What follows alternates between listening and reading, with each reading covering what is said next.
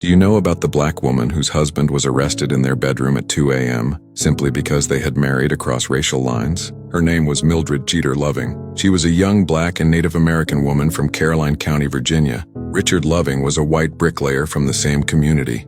They had grown up around each other, fell in love, and wanted something simple: to get married, build a home, and raise their family together. But Virginia law said they could not, so they came up with a plan to travel. In June 1958, they traveled about 80 miles to Washington, D.C., where interracial marriage was legal, and they got married on June 2nd. Then they returned to their home in Caroline County. They started living together happily as newlyweds. 5 weeks later, at about 2 a.m., Mildred and Richard were arrested in their own bedroom after police raided their home in the middle of the night. Mildred pointed to their marriage certificate, but the certificate that proved they were legally married in Washington, D.C. could not protect them in Virginia. Their crime? They were married. Virginia's Racial Integrity Act of 1924 made their interracial marriage illegal. In 1959, they pleaded guilty to violating Virginia's law. The judge gave them a 1-year prison sentence but suspended it on one condition: they had to leave Virginia and not return together for 25 years. So they moved to Washington, D.C.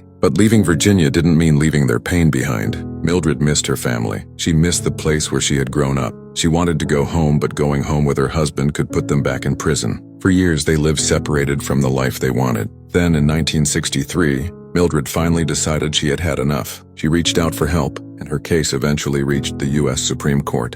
And on June 12, 1967, everything changed. In Loving v. Virginia, the Supreme Court ruled 9-0 that laws banning interracial marriage were unconstitutional. After years of being told they could not live together in their own state, Mildred and Richard could finally go home. Imagine the feeling. After police dragged them from their bedroom, after being forced away from their families, they had finally won the right to simply live together. But they didn't get to enjoy that victory for long. In 1975, just 8 years after the Supreme Court victory, Richard was killed in a car crash. He was only 41 years old. Mildred survived, but she lost sight in one eye, and she never remarried. The couple had spent years fighting just to be allowed to live as husband and wife. Richard didn't live long enough to see how far their victory would reach. So ask yourself, how cruel does a law have to be before we realize it has crossed the line? How many couples were separated because their government decided their love was illegal? If this is your first time hearing the story of Richard and Mildred Loving, comment "first time." Not every hero makes it into textbooks. Histora brings them back. Follow Histora for more truth. This is Histora.